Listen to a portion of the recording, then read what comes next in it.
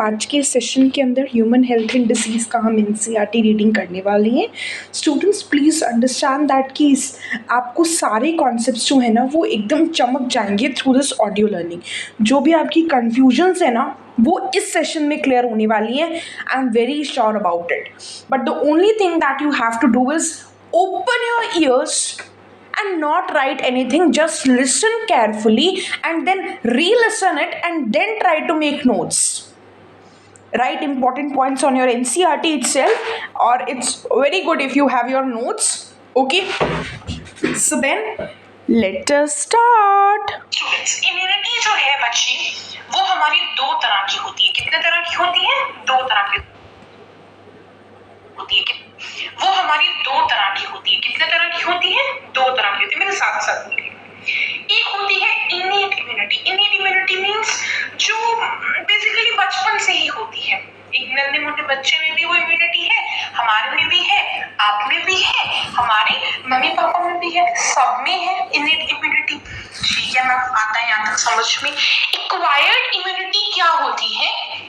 ये वो इम्यूनिटी होती है जैसे जैसे हम बड़े होते जाते हैं। सो ऐसा जरूरी नहीं है कि जब हमें कोई इन्फेक्शन, जब हम किसी चीज की वैक्सीन लगवाते हैं तभी उसकी इम्यूनिटी बनती है। ऐसा तो नहीं होता है।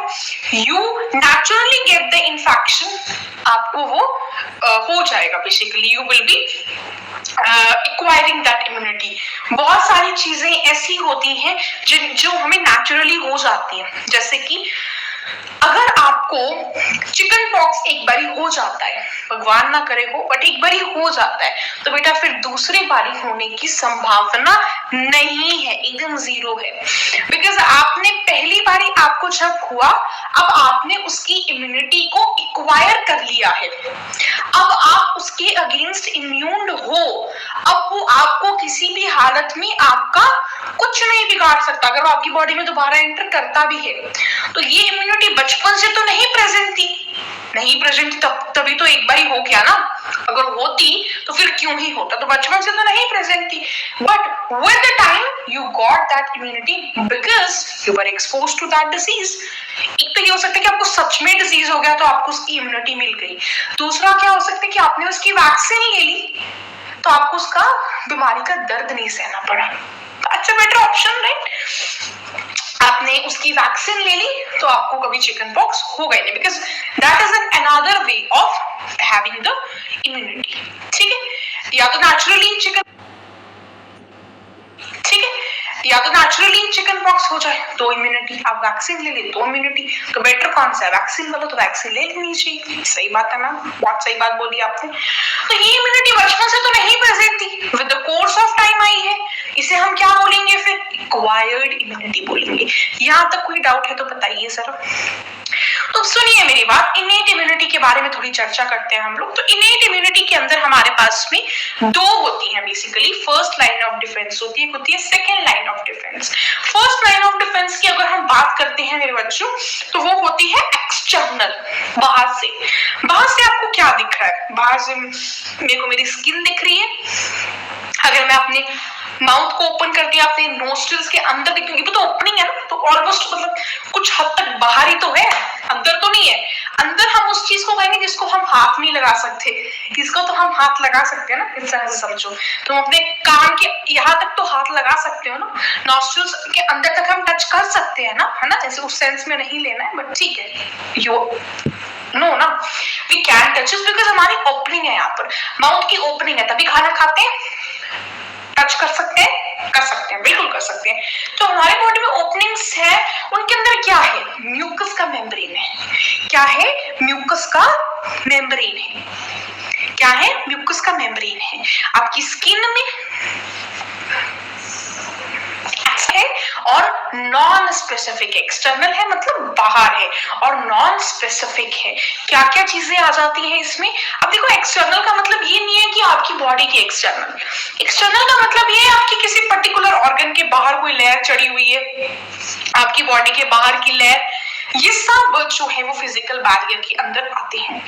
ठीक है, स्किन है इसकी एग्जाम्पल, और दूसरी एग्जाम्पल हम लोग इसकी मानकर चलते हैं म्यूकस मेम्ब्रेन। अब दूसरे तरह के हमारे पास में बैरियर्स होते हैं मेरे बच्चे, फिजियोलॉजिकल बैरियर्स। फिजियोलॉजिकल बैरियर्स में आते हैं जो हमारी स्टमक के अंदर HCl होता है। आपने बाहर का कोई गंदा बर्गर खा लिया, अनहाइजीनिक होता है ना, हाइजीनिक बर्गर खाना, अच्छी जगह पर जाकर बर्गर खाना जहां पर बहुत ज्यादा हाइजीन मेंटेन हो। एक होता है आपने वहां से बर्गर खाया, नुकसान तो फिर भी होगा, बहुत ज्यादा फैट होता है उसमें, आपका ब्लड सर्कुलेशन इफेक्ट होता है, लेजीनेस फील होती है, नींद आती है बर्गर खाने से, वो तो है। बट अगर आप वही बर्गर, आपको बहुत मन है यार, 1 साल हो गया यार, महीना हो गया बर्गर नहीं खाया, बर्गर खाना है, ठीक है इतना तो चलता है 1 महीने के बाद तो, बट डेली डेली नहीं खाने का, वीक में भी नहीं खाने का, महीने में खाओ आप लोगों के लिए तो स्पेशली, फिर सो जाओगे है ना। बर्गर तुमने खाया बहुत अच्छी दुकान से खाया तो स्वादिष्ट होगा, और दूसरा हाइजीनिक होगा, तो ऐसा नहीं कि जर्म वगैरह, एक्स्ट्रा जर्म नहीं आपके अंदर एंटर करेगा, एक्स्ट्रा जर्म नहीं एंटर करेगा, टाइफाइड का या फिर कोई भी बैक्टीरिया, जर्म, वायरस, ये सब आपकी बॉडी के अंदर एंटर करने की पॉसिबिलिटी एकदम नीलबटे सन्नाटा है।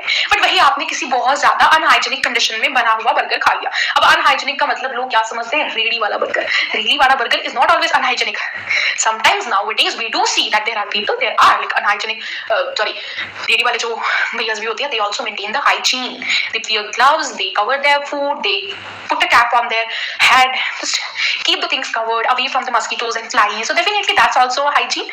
It is not like that कि अगर आप बड़ी दुकान पे जाएंगे तो आपको वहीं पर ही हाइजीन मिलेगा, हो सकता है वहां पर भी ना मिले। What if they don't maintain the cleanliness in the place where they make that burger or maybe any other food? जो उन बाहर तो बहुत खूबसूरत लग रहा है, लाइट्स लगी हुई है, बहुत अच्छा है, सफाई है, बट जहाँ पे वो किचन है उनकी, जहाँ वो बनाते हैं वहां उन्होंने बरसों से सफाई नहीं करी है, उसका भी कोई मतलब नहीं, अनहाइजीनिक कंडीशन हो गया। तो बट उसके साथ में लड़ने के लिए हमारे पास है हमारी स्टमक के अंदर HCl। जैसे ही हम कोई चीज खाते हैं तो जितना हमारी स्टमक कर सकती है वो उतने जर्म्स को, बैक्टीरिया को, वायरस को मार देती है, जितनी भी उसकी क्षमता होती है।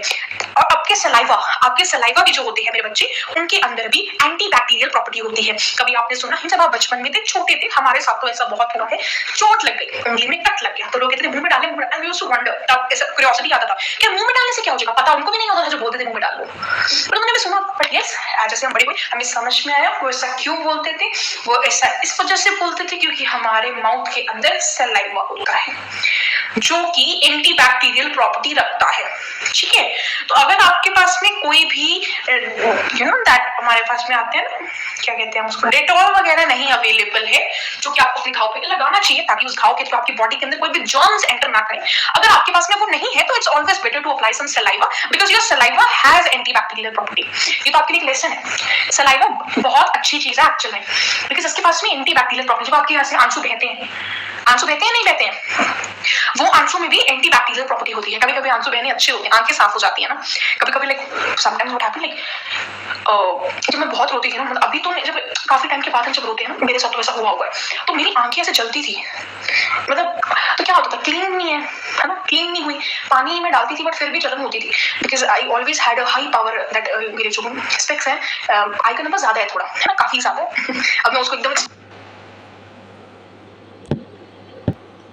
तो वो चीज देखी थी, अच्छा होता है कभी कभी तो ठीक है। तो यहाँ तक मेरे को श्योर है आपको समझ में आ गया होगा इनेट इम्यूनिटी के अंदर फर्स्ट लाइन ऑफ डिफेंस और सेकेंड लाइन ऑफ डिफेंस। अब अपनी स्पीड बढ़ाते हैं ना, थोड़ा सा ज्यादा धीरे हो गया। अब हम लोग बात करते हैं हमारी सेकेंड लाइन ऑफ डिफेंस के बारे में, जो भी उसकी तरह नॉन स्पेसिफिक होती है, बट ये एक्सटर्नल नहीं होती है, ये इंटरनल होती है। अब मेरे ऐसे बच्चे पूछ सकते हैं ना, HCl हो गया, म्यूकस की मेम्ब्रेन हो गई, वो भी तो इंटरनल है, म्यूकस की मतलब फिर भी आपके नोज में मिलती है तो एक्सटर्नल बोल सकते हो। Ma'am what about saliva, not saliva, your HCl तो इंटरनल है ना, then why are you calling it as a it's the first line of defense and calling it like external? HCl is not external, no? I want an answer from you people in the comment section. Why do we call HCl as a physical, not physical, why do we call HCl as a first line of defense when it is actually located inside your body? Question for you people, we'll be discussing, but first you have to give the answer in the comment section. I will try my level best to give it in the comment section itself. Answer. Okay. So second line of defense के बारे में अगर हम बात करते हैं तो सबसे पहली चीज जो हम यहाँ पर पढ़ते हैं वो है हमारा cellular barrier.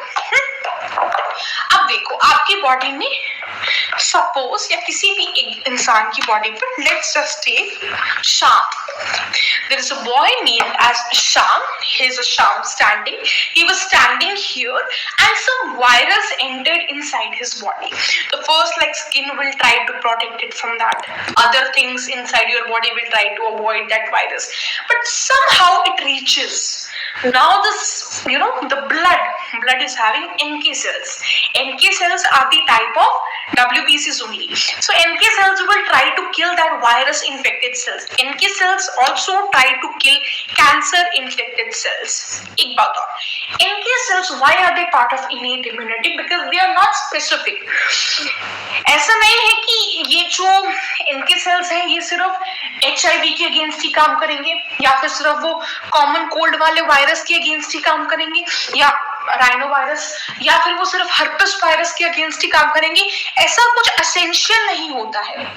Whatever virus enters in your body, natural killer cells will try their level best to kill them, but if they are not successful, then T lymphocytes will come into picture. समझ में आया? नहीं आया ma'am, T वाला नहीं आया. अब तो आ जाना चाहिए था वैसे, बट कोई बात नहीं, हम कर रहे हैं. अब तो इतना समझो यार, जब हमारी बॉडी में एकदम से कोई एंटर करता है वायरस या फिर एकदम से कैंसर वाली कंडीशन बनती है, तो NK cells first of all try to kill it. NK cells number बढ़ाने का सिर्फ एक ही तरीका है, खुश रहो. खुश रहो. खुश रहने से आपकी बॉडी की इम्यूनिटी बढ़ती है, इसका मतलब है एनके सेल्स का नंबर बढ़ता है. ठीक है. नॉन फैगोसिटिक सेल्स के साथ हमारे पास में कुछ फैगोसिटिक सेल्स भी होते हैं जो हमारी ब्लड के अंदर प्रेजेंट होते हैं. तो सपोज आपके ब्लड के अंदर कोई वायरस होगा, कैंसर होगा, तो उसके लिए तो we have non phagocytic cells, NK cells. NK cells खुद सिक्रीट करते हैं जिससे उन सेल की मौत हो जाती है. बट फैगोसिटिक सेल्स भी हमारे पास में होते हैं, और ये फैगोसिटिक सेल्स जो हैं वो भी हमारे ब्लड में प्रेजेंट होते हैं. Right? Exactly. There is one student asking, ma'am, it is not important ना that we always have a blood cancer. Definitely it's not possible. किसी भी जगह पर आपके भगवान ना करे हो, let's consider Sham only. I hope there is no Sham in our session. Okay, so Sham has got some virus anywhere inside his body. The virus will try to sit in the cell, will increase its number, will try to infect other cells as well. So wherever the virus will come, NK cells will try to kill them. It's not that the NK cells are going to stay always in blood. Yes, even if they stay in blood, it doesn't really matter, because what matters is their secretions. वो secrete करेंगी, वो secretions जाकर उन cell को मारने के लिए responsible होती हैं. There's a person, even if it has some cancer in the brain or anywhere inside the body, skin, or maybe it could be anything, right? Blood also. So whatever sort of cancer he gets, NK cells are always ready to kill them. It's just that they are not always able to kill them, and most of the time they are not able to actually kill them. अब non-phagocytic cells के साथ साथ में हमारे पास में कुछ phagocytic cells भी रहते हैं, जो कि एक्चुअल में खा कर मारते हैं. एक तो होते हैं जो बिना खाए मारते हैं, that is our NK cells. But कुछ होते हैं जो कि निगलते हैं, उनको एकदम खा जाते हैं. तो उन्हें खाने को बर्गर तरह से ये फैगोसिटिक सेल्स भी खा जाते हैं. बट ये यूजुअली बैक्टीरिया के इन्फेक्शन के दौरान, या किसी भी फंजाई या प्रोटोजोआ, कोई भी एंटीजन की इन्फेक्शन के दौरान ऐसा होता है. वायरस के इन्फेक्शन के दौरान हमारे पास में फैगोसिटिक सेल्स जो है वो काम नहीं करते हैं, इनके सेल्स काम करते हैं. Okay, now there is a possibility कि वो जो जर्म है, जो एंटीजन है, कोई भी बैक्टीरिया है, वो आपके ब्लड के अंदर हो. अगर वो आपके ब्लड के अंदर होगा, at that moment monocytes and neutrophils will try to eat them. Neutrophils कैसे खाते हैं बच्चे? न्यूट्रोफिल्स से ईट इन बाइट्स, छोटे छोटे टुकड़े खाते हैं. जैसे आप में से बहुत से बच्चे होंगे जो छोटे छोटे टुकड़े खाते हैं, और आप में से बहुत से बच्चे होंगे जो रोटी को निगल ही जाते हैं. रोटी आए कि भाई 2 सेकंड में खत्म. कुछ बच्चे होते हैं भाई एक रोटी चपाती खत्म करने में they spend 10 minutes, 15 minutes, and on the other side there is a person who is spending just 1 minute, not even 1 minute, 30 seconds to eat a chapati. So monocytes are like those students who eat the chapati in 30 seconds, very quick, which is not a good thing actually. And neutrophils are like that students who eat the chapati in 10 minutes, 15 minutes, 20 minutes, slowly. So neutrophils, they take small bites, but monocytes, they take big bites. ठीक है, इतना question आएगा ना, but कोई बात नहीं, जान लेते हैं हम लोग। अच्छा, एक तो पॉसिबिलिटी है कि इन्फेक्शन ब्लड में हुआ है तो डेफिनेटली ब्लड वाले जो हैं उनको खाएंगे, ठीक है। बट एक और पॉसिबिलिटी है कि भाई साहब बॉडी के टिश्यूज में हो गया है, लीवर के अंदर कोई इन्फेक्शन हुआ है, लीवर के अंदर कोई एंटीजन घुस आया है, या फिर बोन के अंदर घुस आया है, कार्टिलेज के अंदर घुस आया है। So accordingly we have Kupffer cells, osteoclast, chondroclast, है ना। सो ये सब चीजें हमारे पास में रहती है। So here we end with the first audio learning. Second audio you will get very soon. Thank you so much.